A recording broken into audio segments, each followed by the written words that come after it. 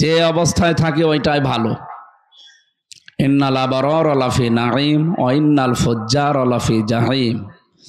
নেককার যারা এরা আল্লাহর নিয়ামতের ভেতরে থাকে, আর যারা বদকার এই মানুষগুলো থাকবে আল্লাহর আগুনের ভেতরে। এদের চর্ম চোখে দেখতে যতই মনে হয় খুব ভালো আছে, ভালো নেই। মানুষগুলো জাহান্নামের চাইতেও কঠিন অবস্থায় আছে। প্রশ্ন আসতে পারে 15.5 বছরে 15.5 বছরও খারাপ ছিল, আমরাই ভালো ছিলাম, কারণ আমাদের এই 15.5 বছরে আখেরাত তৈরি হয়েছে, আর ওদের দুনিয়া আখেরাত সব ধ্বংস হয়ে গেছে। যাই কামাই করেছিল এখন আর আছে কি? কথা বলেন এখন। আল্লাহ রাব্বুল আলামিন বলেন ফাতিলকা বুয়ুতুহুম খাওয়িয়াতাম বিমা যালামু। হে নবী, এই যে এই ঘরগুলোর দিকে তাকান, এই সেই ঘর খাওয়িয়াতাম বিমা যালামু, যেগুলো আমি পরিত্যক্ত করে দিয়েছি, যেগুলো উজাড় গৃহ বানিয়ে দিয়েছি, জনশূন্য করে দিয়েছি তাদের জুলুমের কারণে। যদিও আয়াতটা হযরত লূত আলাইহিস সালামের ব্যাপারে নাজিল করেছেন আল্লাহ তার জাতির ব্যাপারে, তা আমার তো মনে হচ্ছে 2024 সালের 5 আগস্টে আর একবার নাজিল হলো। আপনি দেখেছেন বয়ত দিয়েছেন আল্লাহ বাইতুন না, এরপরে হোম আছে। আল্লাহ পাক বলেন হে নবী, এই সেই ঘরগুলো আমি কিন্তু আজকে এটা জনশূন্য ধরে দিয়েছি, উজাড় গৃহ বানিয়ে দিয়েছি, এটা পরিত্যক্ত এখন। খাওয়িয়াতান, এদের জুলুমের কারণে এই জায়গা পর্যন্ত এখন অভিশপ্ত হয়ে গেছে। এটা যে কত বাস্তব আমি দেখেছি। কুষ্টিয়ায় হানিফ সাহেবের বাড়ি এখন জাতীয় টয়লেট হয়ে গেছে। কি করেছিল বাড়ির ভেতরে, পরের দিন আমরা যে দেখি কি অবস্থা, বাড়িটা যে কত টাকা খরচ করেছিল ভেতরে ওরা জানে আর আল্লাহ জানে। মনে হয় ওই টাকা যা খরচ হয়েছে ভেতরে ওরকম 20টা বাড়ি বানানো যাবে, এমন কিছু নেই ও বাড়ির ভেতরে দেয়নি। কুষ্টিয়ার একেবারে মেন জায়গায় জেলখানার পাশে বিশাল বাড়ি বানিয়েছিল, কি জাঁকজমক থাকতো। কিন্তু 5 তারিখের বিকাল 5টা বাজতে বাজতে মানুষ ইট পর্যন্ত খুলে নিয়ে চলে গেছে, এমনকি পায়খানার প্যানও রাখে নাই, ওইটাও খুলে নিয়ে চলে গেছে। আল্লাহ যে জানালেন খাওয়িয়াতান, আমি একেবারে জনশূন্য শুধু না পরিত্যক্ত করে ছাড়বো, তাই করিস। এখন জাতীয় টয়লেট, ওইটা ওই রাস্তা দিয়ে কেউ গেলে আগে ওখানে পোশাক পায়খানা করে। ইন্না ফি যালিকা লাআয়াতাল লিকাউমিন ইয়ালামুন, এর ভেতরে শিক্ষা আছে। এখানে লামে তাকিদ, আল্লাহ বলেন অবশ্যই শিক্ষা আছে যারা জ্ঞানী তাদের জন্য। যে এত বড় বিশাল শিকড় কত গভীরে ছিল চিন্তা করেন। একটা দারোয়ান থেকে শুরু করে সংসদ পর্যন্ত সব জায়গায় আমাদের লোক সেট করা ছিল। এই বগুড়ার মানুষ তো আরো বেশি টের পাওয়ার কথা, কারণ এই জেলা তো টার্গেট জেলা। কথা বলছে না কেন? বাংলাদেশে যে সমস্ত জেলাগুলোতে টার্গেট করা ছিল জালেমদের, তার ভেতরে বগুড়া বগুড়া 1 নম্বর না। 1 নম্বর সাতক্ষীরা, 2 নম্বরে চাঁপাইনবাবগঞ্জ, 3 নম্বর হতে পারে বগুড়া। এরাও বহু অত্যাচার, নির্যাতন, জুলুমের শিকার। একদিকে ইসলামী আন্দোলনের উর্বর ভূমি এটা, 2 নম্বরে তারেক জিয়ার বাড়ি এইটা। এই 2 গেড়া কলে এদেরকে ফেলে এখন যেমন গোপালগঞ্জে বাড়ি হলেই মানুষ গালি খায়। মানে দেখেন না উস্কানিতে পা দিয়ে অনেকের পেছনে কি লাল হয়ে গিয়েছিল, উনি ওখান থেকে উস্কানি দেয় আর এরা পা দিয়েছিল। মিলিটারিরা এমন ভাবে মেরেছে, ওই কয়দিন শুনলাম গোপালগঞ্জ থেকে কেউ যদি ঢাকায় যায়, বাসে যদি যায় বসে গেলে 300 টাকা, আর দাঁড়িয়ে গেলে 1000 টাকা। আপনি বসবেন কি করে, বসার অবস্থাও রাখে না, এমন পিটানো পিটিয়েছিল। এখন আর কেউ, অনেকে হয়তো উস্কানিতে পা দিচ্ছে না, কিন্তু ওখান থেকে উনি অনেকগুলো মিডিয়াকে কাজে লাগাচ্ছে উস্কানি দেওয়ার জন্য। তার ভেতরে ভারতের এই মলম বিক্রেতা, এই হকার, এটা সাংবাদিক নামের কলঙ্ক এরে দিয়ে এখন লাগিয়েছে। আমার মনে হয় এই যে তাবলীগ জামাতের ভেতরে যে 2টা দল, এদেরও কাউকে সে উস্কানি দিয়ে এই 4 জন মানুষকে হত্যা করার পেছনে সে দায়ী। আপনি খোঁজ খবর নেন, তদন্ত কমিটি গঠন করেন, দেখবেন ওর নাম বেরিয়ে আসবে। কালকেই বিকালে বেরিয়েছে যে ছাত্রলীগরা নাকি এভাবে জবাই করেছে, 4 জনকে পুরা জবাই করা হয়েছে। এটা মানুষ হয়ে মানুষ তো এদেশে জবাই করার নিয়ম বানিয়েছে ওরা। কথা বলে না কেন? দেশে 2006 সালের 28শে অক্টোবর থেকে আরম্ভ হয়েছে। মানুষ পিটিয়ে মারার পরে ওরা আবার ড্যান্স দেয়, তাদের দ্বারাই সম্ভব মানুষ জবাই করা। এতদিন পর্যন্ত এই নামটা যাদের ছিল যে শিবির, রক কাটে, জবাই করে, পুরাটা মিথ্যা কথা। কালকে গোবিন্দ পরামানিক বলেছিল যে 54 বছরে বাংলাদেশ জামাতে ইসলামী এবং ইসলামপন্থীদের দ্বারা আমাদের এই দেশে অন্যান্য ধর্মের কোনো মানুষ অসম্মানও হয়নি, ক্ষতি হওয়া তো দূরের কথা। আমরা পাহারা দেই মন্দির। তো পৃথিবীতে এই মানবতার ধ্বজাধারী, গণতন্ত্রের ধ্বজাধারী, বিশ্ব মানবতার শত্রু এ আমাদের নিকৃষ্ট প্রতিবেশী এই ভারত। ওরা কালকেও মসজিদ ভেঙ্গে ওখানে মন্দির বানানোর ঘোষণা দিয়েছে। বাংলাদেশে এমন রেকর্ড পাবেন কোনোদিন যে একটা মন্দির ভেঙে আমরা মসজিদ বানিয়েছি? বলেন। কারণ এই শিক্ষা ইসলামে নেই। ওয়ালা তাসাব্বুল্লাযীনা ইয়াদউনা মিন দুনিল্লাহ, আল্লাহ তাআলা জানিয়েছেন, হে নবী, ওদের দেবতাকেও গালি দেবেন না, কারণ ওরা না বুঝে আবার আল্লাহকে গালি দিয়ে ফেলবে। যেখানে দেবতাকে গালি দেওয়া পর্যন্ত আমাদের ধর্মে নিষেধ। লা ইকরাহা ফিদ্দীন, আমাদের ধর্মে বাড়াবাড়ি ছাড়া মানে জোর জবরদস্তি নেই। আর সারা দুনিয়াকে ওরা এতদিন পর্যন্ত শোনাচ্ছে যে আমাদের দেশে সংখ্যালঘু নির্যাতন হয়।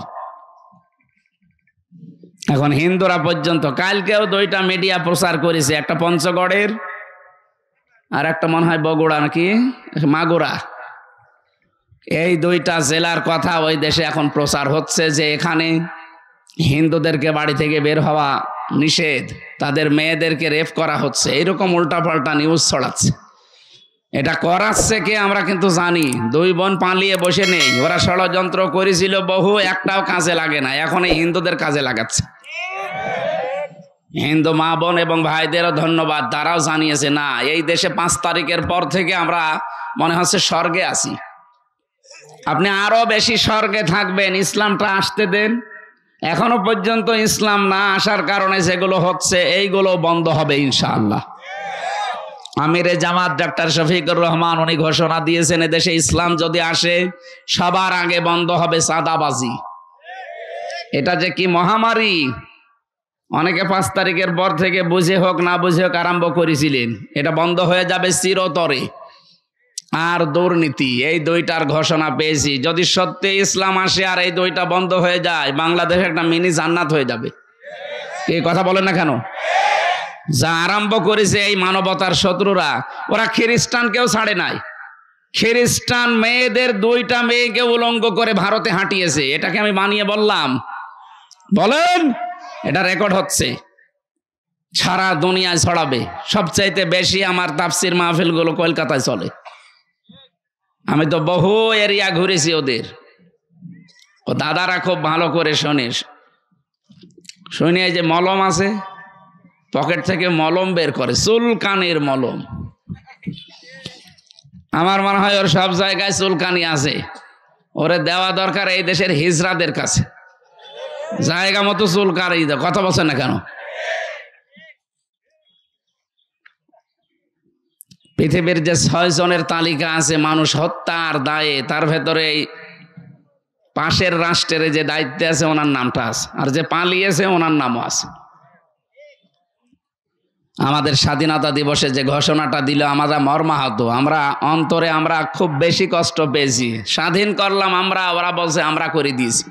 বলেন নাউজুবিল্লাহি মিন যালিক। এই রাষ্ট্রের মানুষ যারা দায়িত্বে আছে উগ্রপন্থী সবাই না, এরা যে মিথ্যা কথা বলে আজ বিশ্ব মিডিয়ায় প্রচার হয়ে যাচ্ছে। ট্রাম্প পর্যন্ত এখন রেগে গেছে। গতকালকে ট্রাম্পের ঘোষণা শোনেননি? 16 লাখ ভারতীয় আছে আমেরিকায়, এদের সব নাগরিকত্ব বাতিল করে পাঠিয়ে দেবে। আমাদের ব্যবসা বাণিজ্য তো আমরা অলরেডি বন্ধ করে দিয়েছি, এখন ওদের আলু পেঁয়াজ সব বর্ডারে পৌঁছতেছে। পাগল হয়ে যাবেন আপনি, কারণ আপনি আল্লাহর ঘর মসজিদে হাত দিয়েছেন। হ্যাঁ, কথা বলেন না কেন? 200 কোটি মুসলমানের কলিজায় তো আগুন দিয়েছে, 250 কোটি খ্রিস্টানের কলিজায়ও আগুন দিয়েছে এই উগ্রপন্থী এই হিন্দুরা। খ্রিস্টান মেয়েদের উলঙ্গ করে রাস্তায় হাঁটায়, তারা বসে থাকবে? ট্রাম্প কি খ্রিস্টান না? কথা বলেন না কেন? সে তো জাতে মাতাল হলো, অন্তত তাহলে ঠিক আছে। সে জানে না যে আমার মা, আমার বোন, আমার মেয়েকে উলঙ্গ করে হাঁটায়, দাঁড়া তোর 16 লাখ পাঠিয়ে দিচ্ছি, দেখ কি করে, সিঁড়ে খাবে। ও পাগল হয়ে মরবে, আমার মনে হচ্ছে ও পাগল হয়ে মরবে। আর যাদেরকে লাগিয়েছে এরা তো ডবল পাগল। এরা এখন কক্সবাজার, চট্টগ্রাম, বান্দরবন, খাগড়াছড়ি, রাঙ্গামাটি নিয়ে নেবে, বলছে এগুলো নিলে আমাদের ব্যবসা নাকি ভালো হবে, ঘুরে আসা লাগবে না। আরে দাদা, আপনি কি যৌতুক নেবেন? আর মেয়ে তো পালিয়ে গেছে, কিসের যৌতুক? ও মেয়ের বিয়েই তো আমরা মানি না। ও মেয়ের বিয়ে মানেন আপনারা না? তারপরও যার সাথে গেছে, যে স্বামী স্ত্রীর সম্পর্ক এতদিন বলতো, যার সাথে গেছে ওর সাথে বিয়ে দিয়ে জায়েজ আছে, কারণ ওর ফুল হাতা আর আমাদের আমাদের হাফ হাতা না। আর ওর কি, ও দাদা এখন যদি হাফ হাতা না হয়, ও দাদার সাথে বিয়ে দেওয়া জায়েজ আছে? আর দাদার যে বয়স, ও সাদা মুসলমানের দিতে গেলে গোড়া থেকে কেটে বাদ দিয়ে এলেন। আমি আর নিচে নামলাম না। যৌতুক চাই, যৌতুক দেওয়াও জায়েজ নেই, নেওয়াও জায়েজ নেই। মুশরিকের সাথে মুসলমানদের বিয়ে করা জায়েজ আছে, এটাকে আমি বানালাম। সূরা বাকারা 221 নম্বর আয়াতের মাঝের অংশে আছে, ওয়ালা তুনকিহুল মুশরিকিনা হাত্তা ইউমিনু। হে নবী, আপনি ঘোষণা দেন, দুনিয়াতে যতক্ষণ কোন মুশরিক পুরুষ মুসলমান না হবে, ঈমান না আনবে, তার সাথে মুমিন মা নারীর বিয়ে করা জায়েজ নেই। তা আমাদের মেয়ে সে যাই হোক, অন্তত হাজি তো। আর একটা সমস্যা আছে, কথা বললে মিথ্যা কথা বলে, বলুক, কিন্তু হাজি মানুষ কথা বলছে না কেন? হাজি সাহেবের সাথে আপনি একেবারে ফুল হাতা বিয়ে করবেন, কিসের বিয়ে? যৌতুকের নাম যেন মুখে না আনবেন, কারণ এ দেশের 1 ইঞ্চি না, আমিরে জামাত বলেছে হাফ ইঞ্চি জমিও এই দেশ থেকে কেউ যদি নিতে চায়, এদেশের 18 কোটি মানুষ যদি সত্যি জীবন দেওয়া লাগে, দাদাদের 3-18 আমরা এই দেশ থেকে বিদায় করে দেব। আমাদের কিচ্ছু নেই, কিন্তু আমাদের ঈমান আছে। কথা বলে না কেন? আল্লাহ রাব্বুল আলামিন যে জমিনটা আমাদের উপহার দিয়েছেন, এই জমিনে তার রং, বিশেষ করে কোরআনের যে নিয়ম নীতিগুলো আছে, এগুলো যদি সত্যি প্রতিষ্ঠিত হয়ে যায়, আপনি সত্যিই দুনিয়াতে একটা মিনি জান্নাতে বাস করতে পারবেন। এই বাংলাদেশের কোনো সমস্যা নেই, সমস্যা শুধু ওরা তৈরি করার জন্য কিছু লেজউড রেখে গেছে, এদের সমস্যা। এই দাদাদের কোন রাষ্ট্রের সাথে মিল নেই। আপনি আশপাশে যতগুলো প্রতিবেশী আছে আপনি তাকান, বিশ্ব মানবতা যারা আছে, বিশ্বের মোড়ল, তারা দেখছে না? ওদের পাকিস্তানের সাথে মিল নেই, চীনের সাথে মিল নেই, নেপালের সাথে মিল নেই, ভুটানের সাথে মিল নেই, মায়ানমারে মিল নেই, আফগানিস্তানের সাথে একটা চিকন বর্ডার আছে, এই বর্ডারের সাথেও মিল নেই। আমাদের সাথেও ছিল না, শুধু ছিল এই নত জানু হওয়ার কারণে। এখন যে এই মানুষ দাঁড়ানো শিখেছে, এখন আমাদের সাথেও মিল নেই। আমরা আহ্বান জানাচ্ছি, বয়কট করা যখন আরম্ভ হয়েছে ব্যক্তিগত কারণে না, ওরা যেহেতু আল্লাহর ঘর ভাঙে, এজন্য মান আহাব্বা লিল্লাহ, যাকে ভালোবাসলে আমরা আল্লাহর জন্য বাসি, ও আবগাদা লিল্লাহ, কারো সাথে ঘৃণা করলে কার জন্য করি? বলেন বলেন। সুতরাং আপনারা আল্লাহর ঘরগুলো ভাঙছেন, মন্দির আছে এই ভুয়া ধোয়া তুলে। এখন যদি বলি যে ঢাকা স্বামীবাগে ইসকন মন্দির, 500 বছর আগে এখানে মসজিদ ছিল, কি করবেন বলেন? এদেশের একটা মন্দিরও থাকবে? বিশ্বে তো কোনো জায়গায় হিন্দুর সংখ্যা বেশি নেই, পিটিয়ে সোজা করে ফেলবে। বিশ্বে 1 নম্বরে জাতিতে আছে খ্রিস্টান, তাদের মেয়েকে আপনারা উলঙ্গ করে হাঁটান। বারবার বলছি এ কারণে, কারণ এটা সামাম দুনিয়ায় ছড়িয়ে যাক। এই মানবতার নামে শত্রু এরা। 200 কোটি মুসলমানের এখন ইমানের দাবি, আমার মনে হয় এদের ঐক্যবদ্ধ হওয়া দরকার। ভারত বয়কটের ডাক দেওয়া দরকার। এই কথা বলেন না কেন? এটা ইমানের এখন দাবি, কারণ ওরা মসজিদ ভাঙে। কি ভাঙে? গরু খাওয়ার অপরাধে। কালকে ওদের সংসদে দাঁড়িয়ে একজন মুসলমান এমপি জানিয়েছে, গরু খাওয়ার অপরাধে মুসলমানদেরকে জবাই করে। কমন সেন্সের কমন থাকলে গরুকে কেউ মা বলে ডাকে? হ্যাঁ, গরু যদি আপনার মা হয় তাহলে আপনার বাবা কোনটা? বাবা তাহলে ওইটা। আপনার বাবা মনে হয় আশপাশে আছে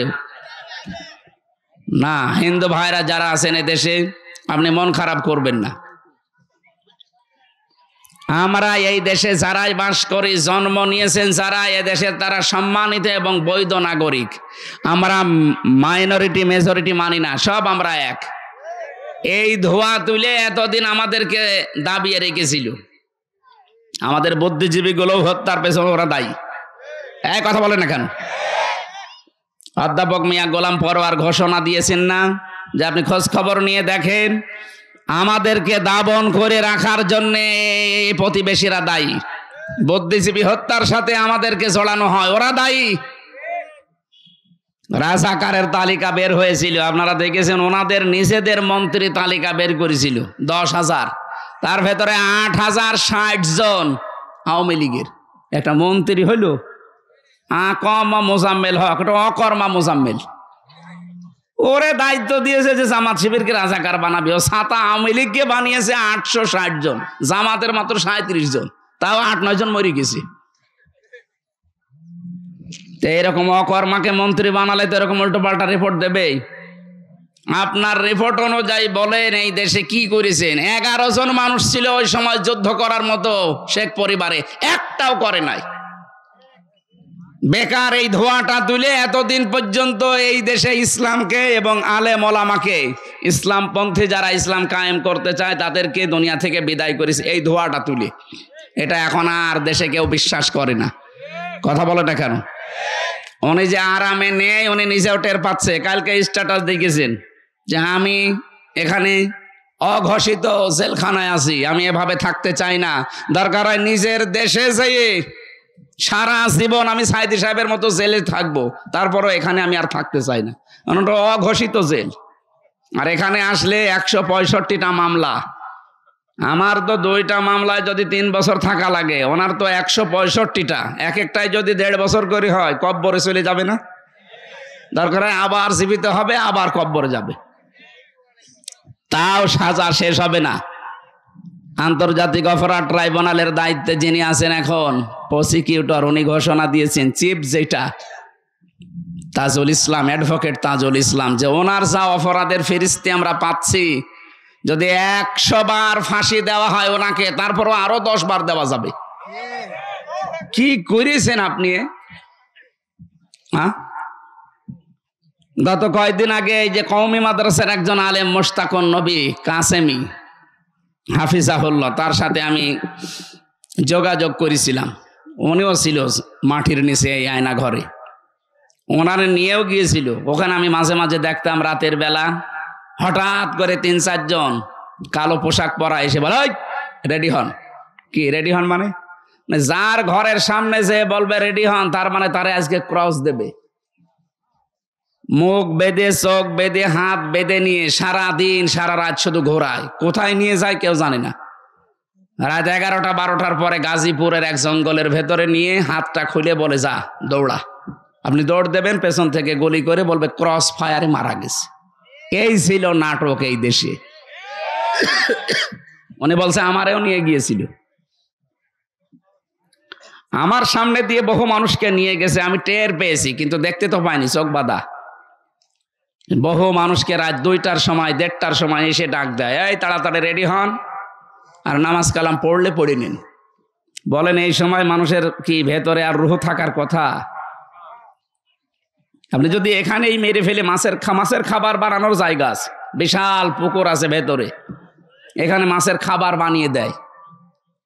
এইটাও যদি করে দুনিয়ার মানুষকে জানিয়ে দিন যে অমুক জনকে আমরা মেরে ফেলেছি, তাও তো তার বউ অন্য জায়গায় বিয়ে করতে পারতো, তার ছেলে মেয়ে জানতো যে বাবা মা মরে গেছে।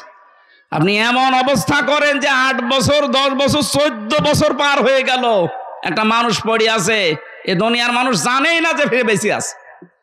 তার বউটাও বিয়ে করতে পারে না। এই যে ব্যারিস্টার আরমানের বউ বিয়ে করতে পেরেছে 8 বছর, জানতো না তো আমার স্বামী বেঁচে আছে না মারা গেছে, তারপরেও যাক আল্লাহ তারে ফেরত দিয়েছে। কিন্তু আমান আজমির বউটা 1 বছর আগে চলে গেছে। কতদিন? আর 9 বছর পর্যন্ত বেচার অপেক্ষা করেছে। এই সমস্ত শাস্তিগুলো যদি একটা একটা করে ধরা যায়, উনি তো বলেছে 100 বার ফাঁসি দেওয়া যায়। 100 বার না, আমার মনে হয় 1000 বার ফাঁসি দেওয়া যাবে। এই জন্য জালেমদের জায়গাগুলো আল্লাহ অভিশপ্ত করে দেয়। আপনি দেখেন ধানমন্ডির এই বাড়িটা এখন গণ পায়খানা, ওটা 8-10 জন করে একবারে যায় দেখলাম। কেউ এদিকে, কেউ এদিকে, কেউ এদিকে, কেউ এদিকে, চারিদিকে মুখ দিয়ে একেবারে একসাথে মনে আছে মানে জামাতবদ্ধ টয়লেট চলছে। আল্লাহ আমাদেরকে জানাতে চেয়েছেন সূরা নামলের এই 52 নম্বর আয়াতটা দিয়ে, ইন্না ফি যালিকা লাআয়াতাল লিকাউমি ইয়ালামুন। অবশ্যই তোমাদের জন্য এর ভেতরে শিক্ষা আছে। শিক্ষা কি? এদের এত বড় শিকড় যদি আমি আল্লাহ কেটে দিতে পারি, আমি বললাম না দারোয়ান থেকে শুরু করে একেবারে সংসদ পর্যন্ত প্রত্যেক জায়গায় ওদের লোক সেট করা ছিল। এটা আমি টের পাইনি। এই রিমান্ডে যাওয়ার ওই মাটির নিচে যে টের পেয়েছি ওদের ওর মানে শিকড় কত দূর। ওরা নিজেরাই ধরে নিয়ে যায়, নিজেরাই মামলার আয়ু, নিজেরাই ম্যাজিস্ট্রেট, নিজেরাই বিচারপতি, নিজেরাই মামলায় বাধা দেবে, সব ওদের। আর আমাদের 2-1টা উকিল যা আছে ও শুধু খুঁটির মতো দাঁড়িয়ে থাকবে, ওর কথা কেউ শোনে না। কি বানিয়ে নিয়েছিল বিচার ব্যবস্থাটা? শুধু বিচার না, প্রত্যেকটা জায়গায় ঠিক এইভাবেই। কথা বলেন ঠিক কিনা? আল্লাহ পাক বলেন, ও দুনিয়ার মানুষ, ফাকুতিআ দাবিরুল কওমিল্লাযিনা যালামু, জালেমদের শিকড় কেটে দেওয়া হয়ে গেছে। এখানে ফাজিল কামিল মাদ্রাসার প্রিন্সিপাল অধ্যক্ষ আছে। ফাকুতিআ এটা মোজারে কি মজহুল, এর ফাইল জানা নেই। আপনি বলেন তো, এই যে 630টা থানা বাংলাদেশে 5 তারিখে জালেমদের যে বাড়ি ঘর ভাঙা হয়েছে, এখন একটা বাড়ি ঘর ভাঙার কেউ চিহ্ন দেখাতে পারবেন যে এই লোকটা ভেঙেছে? ফাইল কে কর্তাকে কেউ জানে না। হানিফের বাড়ি উড়ে গেছে, কিন্তু কে ভেঙেছে কোনো আসামি নেই। সারা দেশের অবস্থায় ঠিক এইরকমই করেছে। আমি প্রত্যেক জেলায় কম বেশি যাচ্ছে, জালেমদের বাড়ি ঘরের চিহ্ন রাখে না, কিন্তু কে করেছে কেউ জানে না। আল্লাহ তাআলা বলেন, শোনো, এরপরেও যদি শিক্ষা না নাও, আগামীতে যারা বসবে চেয়ারে এরাও যদি এদের মতো জালেম হয়, তাদের বাড়িও আমি কিন্তু জনসৈন্য পরিত্যক্ত করে দেব। এই জন্য আমরা সাবধান। অনেকেই 5 তারিখের পরে চাঁদাবাজি আরম্ভ করেছেন, থামেন আপনি। আজকেও ভিডিও দেখলাম, একজন চাঁদাবাজি করছে নারায়ণগঞ্জে বন্দরে। আপনি এখনই এই সাহস পেয়ে গেছেন থালা হাতে না পেতেই। থালা হাতে পেলে কি করবেন, এটা জনগণের বোঝা হয়ে গেছে। এই জন্য মানুষ আস্তে আস্তে মুখ ফিরিয়ে নিচ্ছে। কথা বলে না কেন? আগস্টের 5 তারিখের আগে মাত্র 100 জনের 15 জন মানুষ চাইতো এদেশে ইসলাম কায়েম হোক, কোরআনের শাসনে দেশে আসুক। এখন 100 জনের 58 জন মানুষের তালিকা হচ্ছে, জরিপ আসতেছে 100 জনের 58 জন মানুষ চাচ্ছে দেশে কোরআন কায়েম হোক। কারণ সবাই এখন বুঝে ফেলেছে যে ওরা থালা হাতে না পেয়ে চাঁদাবাজি করে, থালা হাতে পেলে কি করবেনি। এই জন্য যারা এর উপরে টিকে থাকতে পারছে, এই 3 মাস কয়েকদিন হয়ে গেল এখনো পর্যন্ত কাদা গায়ে লাগেনি। এই কথা বলেন না কেন? আমরা পারতাম না? এ মানুষগুলো পারতো না চাঁদাবাজি করতে? এদের শরীরে শক্তি কম ছিল, আপনার চাইতে নির্যাতিত কম হয়েছে এরা, কিন্তু করে নাই। কারণ আমাদের ধর্মে ওইটা নেই। কথা বলেন না কেন? আমাদের যে আদর্শ আমরা মেনে চলি, মুহাম্মদুর রাসূলুল্লাহর আদর্শে এটা নেই যে কারোকে জোর করে চাঁদাবাজি করা লাগবে। হ্যাঁ, জুলুম অত্যাচার নির্যাতনের শিকার হয়েছিলাম, আমরা মাফ করে দিয়েছি, কিন্তু মাফ পেতে হলে আপনার কিছু করা লাগবে। যার কাছে অপরাধ করেছিলেন 15.5 বছর আগে, তার কাছে যাবেন, যে বলবেন যে ভাই ভুল হয়ে গেছে, কি করা লাগবে বলেন, আপনার ক্ষতিপূরণ দিতে আমি রাজি আছি। কি ক্ষতিপূরণ না দিলে সে যদি বলে না আপনার মাপ নেই, আপনার আসলেও মাপ নেই। কত মানুষ দেখি কাবা শরীফ ধরে ধরে কাঁদে। ও জমি জায়গা আত্মসাৎ করে বাংলাদেশে, আর কাঁদে কোথায়? পাগল না একটা? আরে ভাই, আপনি জমি জায়গা আত্মসাৎ করেন, টাকা মেরে খান বাংলাদেশে, আর কাবা শরীফ সৌদি আরবে, ওখানে যে কাঁদছেন 650 কিলোমিটার দূরে, 6500 কিলোমিটার দূর। এত দূরে যে কান্নাকাটি করে লাভ আছে? আগে কাঁদবেন বগুড়ার ওই লোকটার কাছে, যার কারণে আপনি ওই লোক ব্যবসা করতে পারেনি, আপনার কারণে চাকরি পায়নি। আপনি মিথ্যা মামলা দিয়ে, মিথ্যা সাক্ষী দিয়ে তারে বছরের পরে বছর জেল খাটিয়েছেন, খুন করেছেন, গুম করেছেন, আয়না ঘরে রেখেছেন। এ কথা বলছেন না কেন? আগে তার কাছে যে মাফ চান, যে ভাই আমার ভুল হয়ে গেছে। শুধু এতটুকু বললে হবে না। ও যদি বলে 15 বছরের শোধ চাই, আমি ক্ষতিপূরণ চাই, 50 লাখ টাকা আমারে দেওয়া লাগবে, আপনি তাই দেওয়া। কারণ মাল তো কম কামাননি, টাকা আগে দেন, তারপরে মাফ চান। কালকে একটা গান বলছিল, কে জানো, যে আগে কি সুন্দর মাল কামাইতাম আমরা। আসলেও তো তাই ছিল। খাপের খাপ মমতাজের বাপ মিলে গেছে। আমরা জালেমদের এই পরিণতি দেখে শিক্ষা নিতে পারবো না কোরআনের আইন থেকে, যে আগামীতে আমরা যারা আসবো, কে আসবেন আমরা জানি না, আল্লাহ যাকে দেয় সে আসবে। কিন্তু সে যদি জালেম হয়, তাদের বাড়ি ঘর 5 বছর পরে কিন্তু উজাড় গৃহ হয়ে যাবে, পরিত্যক্ত হয়ে যাবে। কারণ যেখানে জুলুম করা হয়, ওই জায়গাটা আল্লাহ পুরা একেবারে অভিশপ্ত করে দেয়। এর বাস্তব প্রমাণ এই জালেমদের বাড়িগুলো। আল্লাহ তুমি আমাদেরকে বাঁচাও, বলে না আমিন। আমরা কোরআনে কারিমের সূরা বাকারার 190 নম্বর আয়াতটা পড়েছি। এখানে 7টা বিষয় আছে। আমরা কোরআন থেকে কথা বলার জন্য যেহেতু বসেছি, আপনারা শুনবেন না? আল্লাহ রাব্বুল আলামিন বলেন, ওয়াকাতিলু ফি সাবিলিল্লাহিল্লাযীনা ইউকাতিলুনাকুম ওয়ালা তা'তাদু ইন্নাল্লাহা লা ইউহিব্বুল মু'তাদিন। এখন কত কিছু এর আগে বলা লাগে, যে শানে নজরুল আছে, ঐতিহাসিক প্রেক্ষাপট আছে।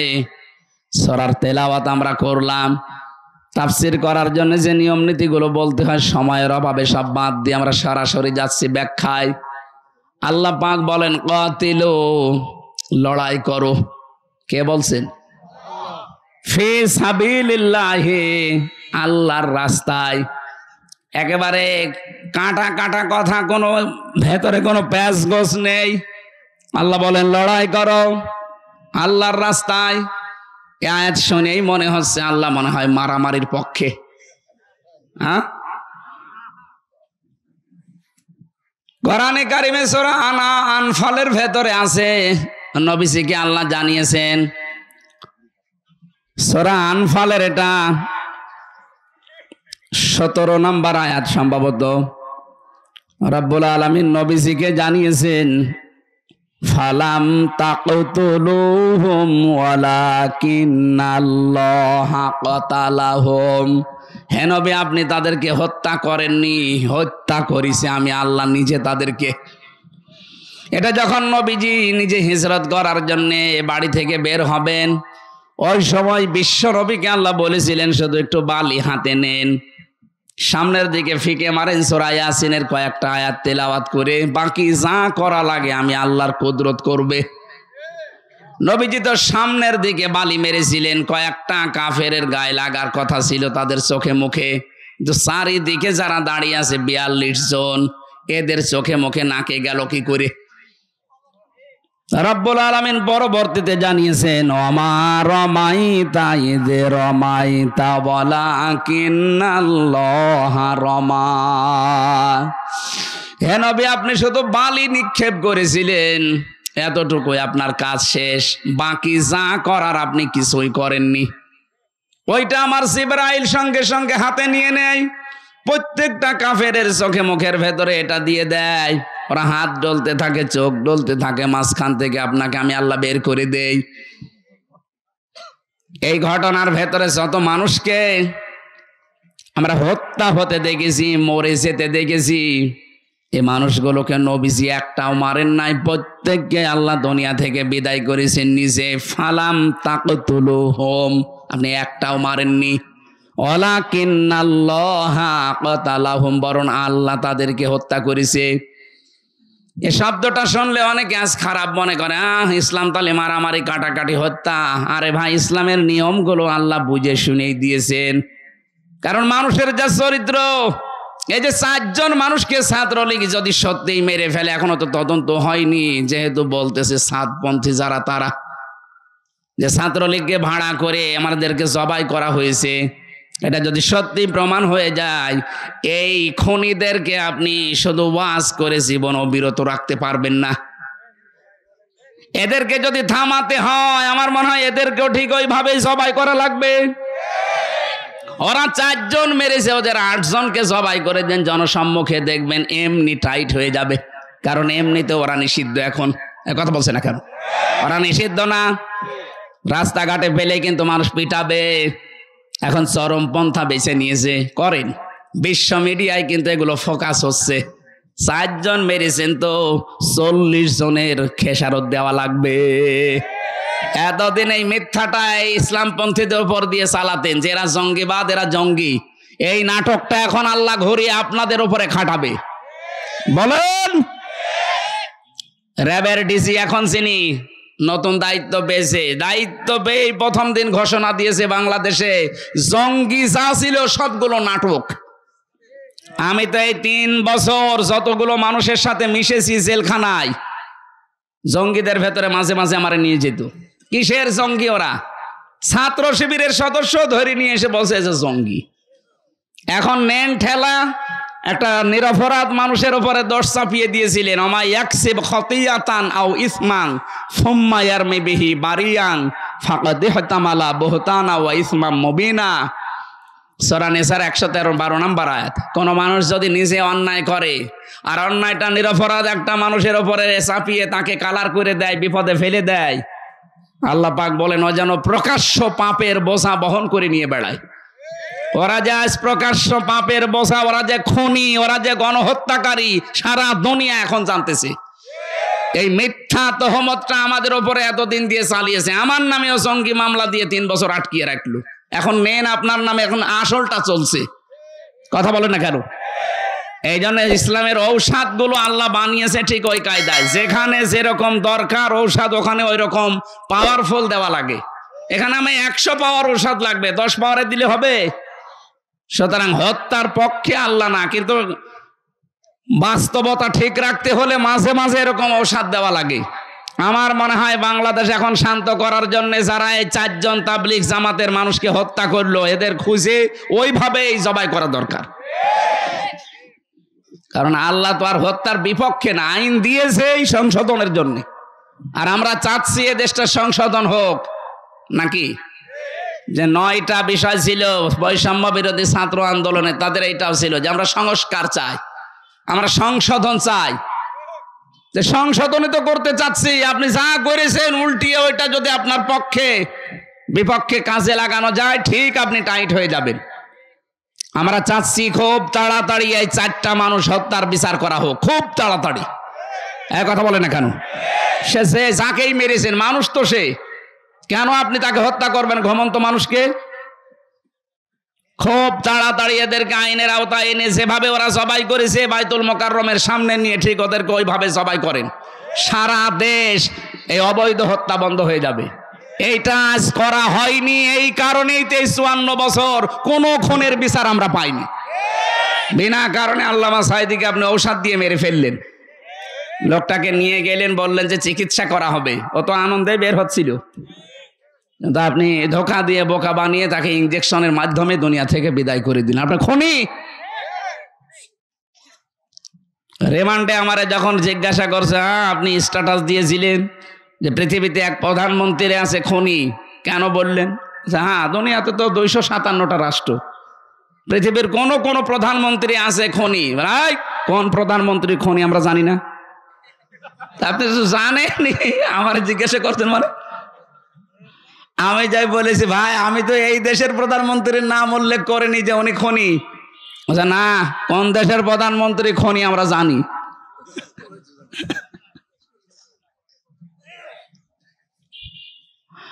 এই জন্য এখানে শাব্দিক অর্থ শুনে মনে হচ্ছে আল্লাহ মনে হয় মারামারি কাটাকাটি এ হত্যার পক্ষে না। আল্লাহ হত্যার পক্ষে না। আল্লাহ তাআলা হত্যা করার জন্য বলেছেন, দুনিয়া শান্ত রাখার জন্য। অফিল কিসাসি হায়াত ইয়া উলিল আলবাব, এই কিসাসের ভেতরে মানুষের জীবন লুকিয়ে আছে।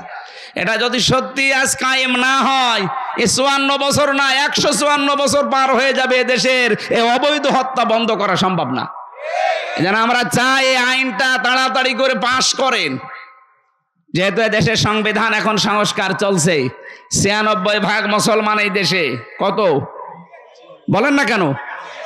আমরা তো চাই ৪% যারা অন্য জাতির আছে তারাও চাচ্ছে যে শান্তি চাই। তো শান্তি চাইলে এর উপরে আর শান্তি দেওয়ার কিছু নেই।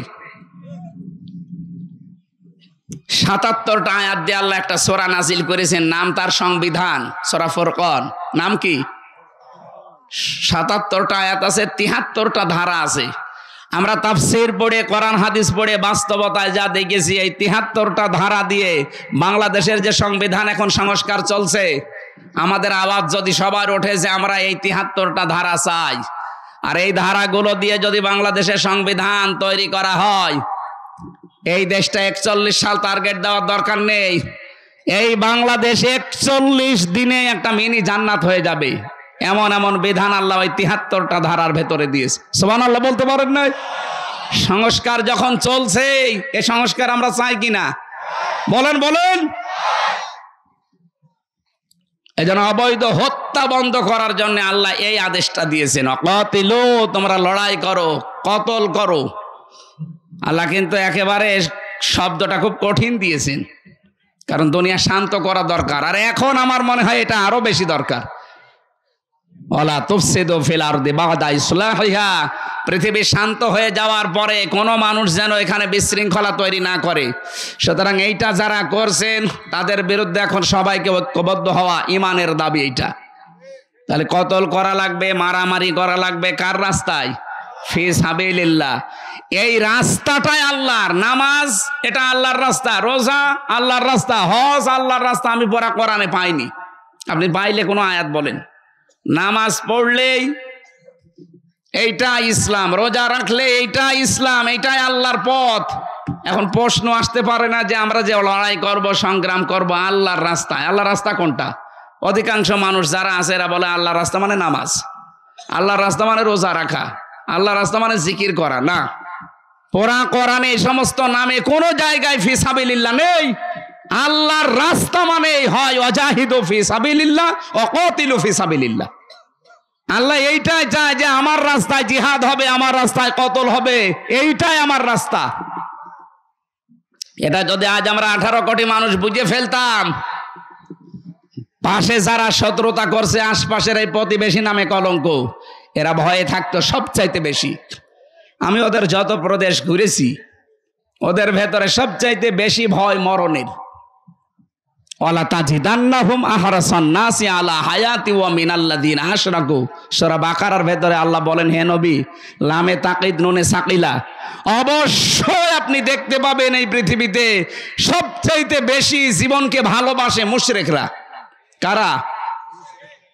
ওদেরকে একটু ভয় ধরিয়ে দিয়েছেন, এখন ভাই না, দাদা না, বাবা ডাকতেছে। ওরা নিজেরাই বলেছিল যে ভিসা দেব না চিকিৎসার জন্যে। না, তোদের দেশে আর না যাওয়ার কোনো দরকার নেই। আমরা যারা দায়িত্বে আছি এ দেশের, ডক্টর মোহাম্মদ ইউনূসকে আহ্বান জানাতে চাই, বাংলাদেশে দরকার হয় 2 টাকা করে আপনি তোলেন, প্রত্যেকের কাছে 2 টাকা 5 টাকা করে কালেকশন করেন, করে 8টা বিভাগে আন্তর্জাতিক মানের 8টা হাসপাতাল তৈরি করেন। যেভাবেই হোক, দরকার হয় তুরস্কের কাছে, পাকিস্তানের কাছে, চীনের কাছে আপনি ধার নেন, কিছু ঋণ নিয়ে, ধার নিয়ে এই 8টা বিভাগে 8টা আন্তর্জাতিক মানের হাসপাতাল বানিয়ে দেন। ওরা না খেয়ে মরবে। ওদের আলু, ওদের পেঁয়াজ আজ পয়সে পয়সে নষ্ট হচ্ছে।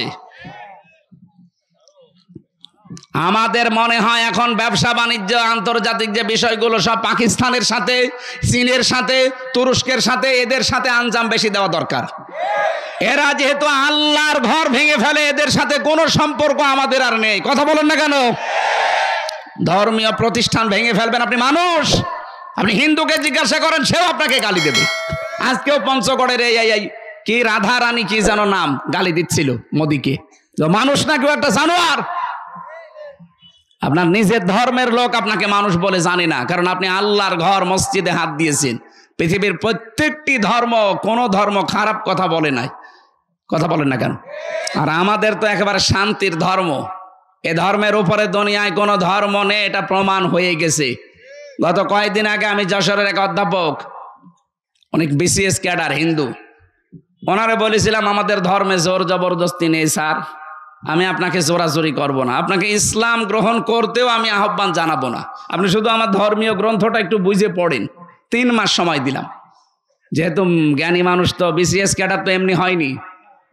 3 মাস পরে দেখলাম উনি নিজেই মুসলমান হয়ে গেছে। শান্তির ধর্ম এইটাই, যদি একটু আপনার বিবেকটা কাজে লাগান। এই জন্য আল্লাহর রাস্তা শুধু নামাজ নয়, শুধু রোজা নয়, শুধু হজ নয়, শুধু দান সাদকা নয়, শুধু জিকির আজকার নয়। আল্লাহর রাস্তা হচ্ছে আলিয়াউমা আকমালতু লাকুম দীনাকুম ওয়া আতমামতু আলাইকুম নি'মাতি ওয়া রাদিতু লাকুমুল ইসলাম দীনা। পৃথিবীতে ইসলাম পরিপূর্ণ, এটা আল্লাহর রাস্তা। এর ভেতরে যদি নামাজ থাকে, এর ভেতরে আকিমুদ্দিনও থাকবে। এক কথা বলেন না কেন? এই যে আমার বাড়ি, মনে করেন এটা, এই বাড়িটা আমার, এখানে আমি 5 তলা বিল্ডিং এর মালিক, সবগুলো ভাড়া দিয়ে দিয়েছি। আমার বউ ছেলে মেয়ে 1 তলায় থাকে। এখন যদি শাহাবুদ্দিন সাহেব এসে বলে এখানে বাড়ি ঘর জারি হোক, এখানে নিয়ম নীতি আমার চলবে, এমনকি আপনার বউ ছেলে মেয়ে আমার কথায় উঠবে বসবে। উনি যত বড় লোক হোক, ওনার কথা মানা টাইম আছে আমার? কথা বলে না কেন? বাস্তবতা এইটা। একটা ঘরের মালিক আমি, উনি বাইরের লোক এসে আমার কথা, ওনার কথা শোনার মতো টাইম আমার নেই, তাও বড় মানুষ। আল্লাহ বলেন আলা আলাহুল খালকু ওয়াল আমরু, এ জমিন আমার, এখানে আইনও চলবে আমার। ইনিল হুকমু ইল্লা লিল্লাহ, বানিয়েছি আমি, এখানে বিধান দেওয়ার মালিককে। সেইটা বাদ দিয়ে যদি দুনিয়ার কারো বিধান এখানে চালু করার চেষ্টা করেন, আল্লাহ মেনে নেবে? এই জন্য তো আল্লাহ মানে না। এই জন্য আমাদের উচিত হবে, আমার ঘরে যেমন শাহাবুদ্দিন সাহেবের বিধান নিয়ম নীতি চলে না, আল্লাহর এই দুনিয়া, এই জমিনে আল্লাহ বাদে কোনো মানুষের তৈরি করা আইন চলবে না। এটা অনেকে দুনিয়ার কাজ মনে করে এড়িয়ে যান, না, এইটাই আসল কাজ। ওয়াকাতিলু ফি সাবিলিল্লাহ, এইটার জন্য যদি কতল করা লাগে, মারামারি করা লাগে, মিছিল মিটিং করা লাগে, দল করা লাগে, যদি রায় দেওয়া লাগে, সব আমি এইটার জন্য করব। কিন্তু পরের শব্দে আল্লাহ দিয়েছেন ওয়াকাতিলু ফি সাবিলিল্লাহিল্লাযীনা ইউকাতিলুনাকুম ওয়া লা তা'তাদু। কিন্তু সাবধান এই কাজ করতে, যে তোমরা সীমা লঙ্ঘন করবা না। কি করবা না? এই বিষয়টা সামনে নিয়ে আসা লাগবে আমাদের। আর এইটা সামনে আছে, এই জন্য আমি কোরআন হাত দিয়ে বলছি, জামাত শিবির আর ইসলামী ছাত্রী সংস্থা, এই 3টার ভেতরে এইটা আছে। এরা সীমা লঙ্ঘন করে না, এই কারণে আল্লাহ এদের কাজ উপরে তুলে দিচ্ছে। আপনাদেরকে আহ্বান জানাচ্ছি, যারা বিভিন্ন রাজনৈতিক দলে আছে, সীমা লঙ্ঘন বন্ধ করেন ভাই। নিজের ব্যক্তিগত জীবন থেকে শুরু করে সব জায়গায় সীমা লঙ্ঘন বন্ধ করেন, আপনাকেও আল্লাহ পরিচিত করে দেবে, আপনাকেও আল্লাহ মানুষের কাছে গ্রহণযোগ্যতা বাড়িয়ে দেবে। ইন্নাল্লাহা লা ইউহিব্বুল মুতাদিন, অবশ্যই আমি আল্লাহ সীমা লঙ্ঘন যারা করে তাদেরকে পছন্দ করি না, ভালোবাসি না। আল্লাহ যদি ভালো না বাসে, দুনিয়ার মানুষের ভেতরে ভালোবাসা পয়দা হবে? এই জন্য জোর করে যারা ছিল, মানুষও পছন্দ করে নাই, আল্লাহ পছন্দ করে নাই। যেন আমরা যেন অনেকে আবার জোর করার চেষ্টায় আছেন, আপনি থামবেন। আমার কিন্তু চোখ শুধু দেখলেই বুঝি যে বাস্তবতা কি। অনেকে এখনো পর্যন্ত লেগে আছেন যে আমরা যেভাবেই হোক যাবো। আপনি কি করবেন? সে জোর করেছে, কি হয় দেখলেন না? জোর করেছে হয়তো টিকে থাকা যায়, কিন্তু বিদায় নেওয়ার সময় কুকুরের চাইতেও লাঞ্ছিত হয়ে আল্লাহ বিদায় দেয়। এইটাই কোরআনের কথা। ইন্নামা নুমলি লাহুম লিয়াজদাদু ইসমা ওয়া লাহুম আযাবুম মুহিন। মানুষের পাপ যখন খাপের খাপ পরিপূর্ণ হয়ে যায়, তখন আল্লাহ অপমানজনক শাস্তি তাকে দেয়। এই দুনিয়াতে বহু মানুষ জোর করে টিকে থাকার চেষ্টা যারা চালিয়েছে, তাদেরকে আল্লাহ জাতির সামনে ঘৃণিত, নিন্দিত এগুলো বানিয়ে দিয়েছে। হাজ্জাজ বিন ইউসুফের নাম শোনেননি? এও জালেম ছিল। মন্ত্রী পরিষদ এসে একদিন বলছে, বাদশাহ আপনার জন্য বাইরে আমরা যেতে পারি না, আপনাকে তো গালি দেয়, আমাদেরকেও গালি দেয়। এই 15.5 বছরে তাই হয়নি? এই কথা বলেন না কেন? ও বলছে আমারে গালি দেয় কে, আমি দেখবো। রাস্তায় গেছে ছদ্মবেশ নিয়ে, গ্রাম্য এক লোকের সাথে দেখা। ওই বেটা বাচ্চা হাজ্জাজ বিন ইউসুফ, লোকটা কেমন? ওই ও তো জালেম, ও জালেম, ও জালেমের বাচ্চা জালেম। যেই বারবার সালেম বলে, ওর মেজাজ খারাপ হয়ে গেছে। ডাক দিয়ে বলছে, বেটা আমারে চেনো? না, আমি সে হাজ্জাজ বিন ইউসুফ। ও মনে মনে ভাবে আল্লাহ আমার তো আজকে মাথা থাকবে না। ডাক দিয়ে বলছে, বাদশাহ আপনি আমার চেনেন না? তো আমি এই গ্রামের ওই লোক যার মাসে 2 দিন মাথা খারাপ হয়, আজকে তার পয়লা দিন। তোর মাসে 2 দিন মাথা খারাপ হয়, আজকে প্রথম দিন, তার মানে আর একদিন হবে। পাগল, ওই দিন পাগল বইলে বেঁচে গিয়েছে, তাছাড়া বাঁচার কথা ছিল। আমরা এই 15.5 বছরে পাগল বইলেই বেঁচেছিলাম। কথা বলছে, জোর করে থাকা যায় না ভাই। এখনো যারা এই ধান্দায় আছেন যে থাকবো যা হয় হবে, কিচ্ছু পারবেন না, কারণ সে সিস্টেম এখন পাল্টিয়ে গেছে। তত্ত্বাবধায়ক সরকার আবার আসতেছে। কি আপনি দেখেননি কালকের পেপার? আবার ঘুরে আসতেছে। আগামীতে কেউ যেন 5 বছর জুলুম করে আবার টিকে থাকবে, ভয়ে ভয়ে থাকা লাগবে। আল্লাহ রাব্বুল আলামিন 7 প্রকার মানুষকে তিনি পছন্দ করেন না। তার ভেতরে প্রথম নম্বরে যারা সীমা লঙ্ঘন দুনিয়ায় করে, সেই জান্নাত থেকে শুরু হয়েছে। সীমা লঙ্ঘন করলে আল্লাহ পাক তাকে শাস্তি দিয়েছে। আমাদের আদি পিতা মাতা সীমা লঙ্ঘন করেছিল, গাছের কাছে যাওয়া নিষেধ ছিল, গিয়েছিল, সীমা লঙ্ঘন, আল্লাহ দুনিয়াতে পাঠিয়ে শাস্তি দিচ্ছে। হযরতে মুসা আলাইহিস সালাম এমনিতে রাগী নবী ছিলেন। একদিন ডাক দিয়ে বলছে, বাবা, রুহের মানে ওই যে মেরাজে যাওয়ার সময় 2 নবীকে কথোপকথন করেছিল। কয়েকটা বর্ণনা তাফসিরে আছে, এই বর্ণনাটাই সঠিক। ডাক দিয়ে বলছে, আব্বাসান, আপনি কোন কারণে এই গন্ধম গাছের কাছে মাকে নিয়ে গেলেন আর ফল খেলেন? যদি ফল না খেতেন তাহলে তো আর এই দুনিয়ার এই ঝঞ্ঝা বিক্ষুব্ধ পৃথিবীতে আমাদের আশা লাগতো না। এই ঝামেলার দুনিয়ায় ফেরাউন আমাকে খালি তাড়িয়ে নিয়ে বেড়ায়। হযরত আদম আলাইহিস সালাম বলেছিলেন, বেটা, যদি ফল না খাতাম তো তোমরাও তো হইতে না।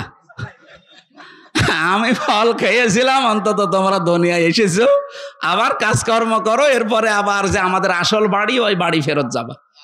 কিন্তু আমাদের সীমা লঙ্ঘন যদি দুনিয়ায় আসার পরও আবার হয়, ওই যে বাড়ি থেকে আসলাম ওই বাড়ি আর ফেরত যাওয়া হবে না। আর একটা বাড়ি আছে, জেলখানা। সুতরাং ওই বাড়িতে যেন আমাদের যাওয়া না লাগে। জেলখানা দুনিয়ারটাই যেরকম দেখলাম, আল্লাহটা না জানি কত কঠিন। আল্লাহটা কঠিন হবে না? আল্লাহ তাআলা বলেন, লা ইয়ামুতু ফিহা ওয়ালা ইয়াহইয়া, এমন জাহান্নাম বানিয়েছি মরবেও না বাঁচবেও না। এজন্য প্রথম নম্বরে আল্লাহর ঘৃণিত বান্দা তারা যারা সীমা লঙ্ঘন করে। আজকে থেকে কোনো কাজে যেন আমরা সীমা লঙ্ঘন না করি। আল্লাহ আমাদের তৌফিক দিন এই আমলটা করার, বলেন আমিন। আমরা যারা জেনা ব্যভিচারে আছি, প্রশ্ন আসতে পারে, জেনা ব্যভিচার আমার জীবনে নেই। হ্যাঁ, আমি জানি, কিন্তু আপনার চোখের জেনা, আপনার মুখের জেনা, আপনার হাতের জেনা, পায়ের জেনা, কলবের জেনা, এগুলো হচ্ছে। এই দেশটাতে এখনো যেহেতু ইসলামী পর্দা কায়েম হয়নি, এই জন্য হচ্ছে। কি 2টা ঔষধ আল্লাহ দিয়েছেন, যদি মেনে চলতে পারেন, আমি সহ প্রত্যেকেই, সে যে বয়সেরই আছেন, প্রত্যেকেই যদি এই 2টা ঔষধ মেনে চলতে পারি, আল্লাহর দেওয়া, তাহলে জেনা থেকে বেঁচে থাকা যাবে। 15 দিন মাত্র আমল করেন। আজ যারা পরকীয়া প্রেমী আছেন, নিজের স্ত্রী বাদ দিয়ে অন্যের সাথে লাইন করেন, এটাও বন্ধ হয়ে যাবে। নিজের স্ত্রী বাদ দিয়ে অন্যের সাথে যারা লাইন করে, নিজের স্বামী বাদ দিয়ে অন্যের সাথে যারা লাইনে আছে, এমনি না, এটা কারণ আছে। কারণ স্বামীর কাছ থেকে, স্ত্রীর কাছ থেকে ওই রেসপন্স পায় না, তখন ও বাধ্য হয়ে আলাদা রাস্তায় যায়। অথচ নিজের স্ত্রী বাদ দিয়ে ইল্লা আলা আজওয়াজিহিম আও মা মালাকাত আইমানুহুম ফাইন্নাহুম গায়রু মালুমিন, নিজের স্ত্রী বাদ দিয়ে অন্য কোন মহিলা কামনা করাই জায়েজ নেই, করাই জায়েজ নেই। সেখানে আমরা পরকীয়া প্রেমে অনেকে আসক্ত, এখানে মনে হয় নেই। কারা কারা করছেন হাত তোলেন তো। না, এ জেলায় থাকে, এ জেলায় সব আল্লাহর ওলি বাস করে, এ জেলায় নেই, অন্য জেলায় থাকতে পারে, এই জন্য বলছি। যারা নিজের স্ত্রীর প্রতি আজ আকর্ষণ হয় না, অন্যকে দেখলেই ভালো লাগে, তাদের জন্য বলছি 15 দিন আমল করবেন। এটা সূরা নূর 30 নম্বর আয়াত। অকুল্লিল মুমিনিনা ইয়াগুদ্দু মিন আবসারিহিম ওয়া ইয়াহফাযু ফুরুজাহুম যালিকা আযকা লাহুম। আল্লাহ পাক বলেন, এ মুমিন পুরুষেরা, পরনারী দেখলেই তোমরা চক্ষু নিম্নগামী করবা। কে বলছেন? বলেন বলেন। এটা প্রথম ঔষধ। শুধু 14 জন পুরুষ মানুষ, 14 জন পুরুষ মহিলা বাদ দিয়ে, 14 জন মহিলা বাদ দিয়ে যদি আপনি দুনিয়ায় যত মহিলা আছে এই মহিলাগুলোর দিকে তাকাতে গেলে অবশ্যই আপনাকে চক্ষু নিম্নগামী করে ফেলা লাগবে। এই যে রাস্তাঘাটে হাঁটতেছে, ওই 14 জন মহিলার ভেতরে বা 14 জন পুরুষের ভেতরে যদি ওটা না পড়ে, আমি মিলিয়েছিলাম তাফসির থেকে, আল্লাহর নবী মুহাম্মদ রাসূলুল্লাহকে সূরা নিসার 21 নম্বর আয়াতের তাফসিরের ভেতরে জানিয়েছে, হে নবী 14 জন মহিলা সম্পর্কে আপনি তাদেরকে জানান।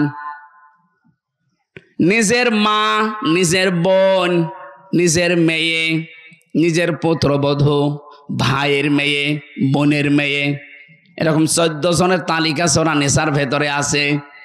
যদি এই 14 জন পড়ে যায় সামনে, আপনি তাকাতে পারবেন, কিন্তু মুখমণ্ডল, হাতের কবজি আর পায়ের পাতা বাদ দিয়ে বাকি জায়গায় তাকানো যাবে না। কথা বুঝতেছেন? নিজের যুবতী মেয়ে যদি সামনে পড়ে, হাত দেখতে পারবেন তার মুখমণ্ডল, হাতের কবজি, পায়ের পাতা, বাকি শরীর কিন্তু বাবার সামনে ঢেকে রাখা লাগবে। অনেকে আজ আধুনিক পরিবারে দেখি শুনি যে মেয়েরা বাবার সামনে হাফ প্যান্ট পরে থাকে। নাউজুবিল্লাহি মিন যালিক। এজন্য অঘটনও ঘটে যায়। আল্লাহর প্রতিটি বিধানের ভেতরে শিক্ষা আছে, না নেই? এই জন্য আমরা সব কথা বলছি, এই 14 জন মহিলা বাদ দিয়ে যারাই সামনে পড়বে, মন যদিও চাই কন্ট্রোল করে চক্ষু নিম্নগামী করবেন, আর লজ্জা স্থানের হেফাজত করা লাগবে। 15 দিন একটু কাজ করে দেখেন, দুনিয়ার কোন মহিলার প্রতি আর আপনার আকর্ষণ যাবে না, তখন সব আকর্ষণ আপনার জায়েজ স্ত্রীর প্রতি যাবে। আল্লাহ আমি সহ যারা আসলাম এই ওসাদগুলো মেনে চলার তৌফিক দিন। 2 নম্বরে লজ্জা স্থানের হেফাজত করা বড় কঠিন হয়ে গেছে এই আকাশ সংস্কৃতির কারণে। এগুলো সব এখন আমাদের কাছে আসে। এই জায়গায় যে কত কঠিন নিজেকে কন্ট্রোল করার, বিশেষ করে যুবক মানুষ যারা, আমি সহ যারাই আছি, আমাকে সহ আল্লাহ প্রত্যেককে যেন নিজের পক্ষ থেকে সাহায্য করে এই জেনা থেকে বাঁচার তৌফিক দেন। আমিন, আল্লাহুম্মা আমিন। লা ইলাহা ইল্লা আনতা সুবহানাকা ইন্নী কুনতু মিনাজ জালিমিন। আল্লাহ তাআলা এখনই নামাজ হবে জোহরের, এজন্য আমরা শেষ করে দিয়েছি। যেভাবে আরম্ভ করেছিলাম, আমার যদি কয়েক ঘন্টা আমরা চলতাম কেউ চলে যেত না। কোরআনে কারিম শোনার জন্য, বোঝার জন্য মানুষগুলো এত পাগল হয়ে আছে। আল্লাহ তাআলা মেহেরবানি করে আয়াতের প্রথম শিক্ষা, জীবনে সীমা লঙ্ঘন থেকে আমাদেরকে বাঁচাও। রব্বুল আলামিন, দেশটা তুমি স্বাধীন করে দিলে, এ দেশটাতে তোমার কোরআনের আইনও জারি করে দাও। তোমার বান্দা বান্দীদের মন দিল তোমার আইনের দিকে ঝুঁকিয়ে দাও। যারা চেষ্টা চালাচ্ছে এ দেশে কোরআনের আইন কায়েম করার জন্য, তাদের তুমি হামে ও নাসির হয়ে যাও। মা বোন যারা এসেছে আল্লাহ, মা বোনদেরকে ফাতিমার মতো, খাদিজার মতো বানিয়ে দাও। এদেরকে পর্দায় থাকার তৌফিক দাও। এই মাদ্রাসাটা যিনি প্রতিষ্ঠা করেছিলেন শহীদ আল্লামা দেলাওয়ার হোসাইন সাইদি রহমতুল্লাহ আলাই। আল্লাহ এই মাদ্রাসার কারণেই তাকে তুমি মাফ করে দাও, তার কবরটা জান্নাতুল ফেরদাউস বানাও। যত মানুষ এখানে লেখাপড়া করে এদের মেধা স্মৃতি খুলে দাও। এদের কোরআনের আয়াত পড়ার সওয়াবগুলো শহীদ আল্লামা দেলাওয়ার হোসাইন সাইদি রহমতুল্লাহ আলাইহির কবরে পৌঁছিয়ে দাও। যারা এর সাথে জড়িত আছে, মাদ্রাসার মুহতামিম, অধ্যক্ষ, সভাপতি, সেক্রেটারি যারা আছে, মোতাওয়াল্লি, যারাই সাহায্য করে নবীর এই ঘরকে, তুমিও তাদের সাহায্যকারী হয়ে যাও। আমি সহ যারা আমরা অসুস্থ আছি, প্রত্যেকেই শেফায়ে কামিলা আজেলা নসিব করো। যে ষড়যন্ত্র চলছে এই প্রতিবেশী নামে কলঙ্ক, এই অমানুষদের দ্বারা, আল্লাহ ওদের কপালে তো হেদায়েত নেই, তুমি বলে দিয়েছো আল্লাহু লা ইয়াহদিল কওমাজ জালিমিন, জালেমদের তুমি হেদায়েত দাও না, দেবেও না। সুতরাং এদের চক্রান্ত ষড়যন্ত্র থেকে আমাদেরকে বাঁচাও। রব্বুল আলামিন, বিশ্বের মুসলমানদেরকে তুমি সব এক এবং নেক বানিয়ে দাও। আগামীর বাংলাদেশ কোরআনের হাতে আল্লাহ তুলে দাও। চর্ম চোখে যেন অন্তত দেখতে পারি এ দেশটা তোমার কোরআনের আইন দ্বারা চলছে। কখন কার কাছে আজরাইল এসে যায় জানি না। যখনই আজরাইল আসবে একটা বারের জন্যও যেন পড়তে পারি লা ইলাহা ইল্লাল্লাহু মুহাম্মাদুর রাসূলুল্লাহ।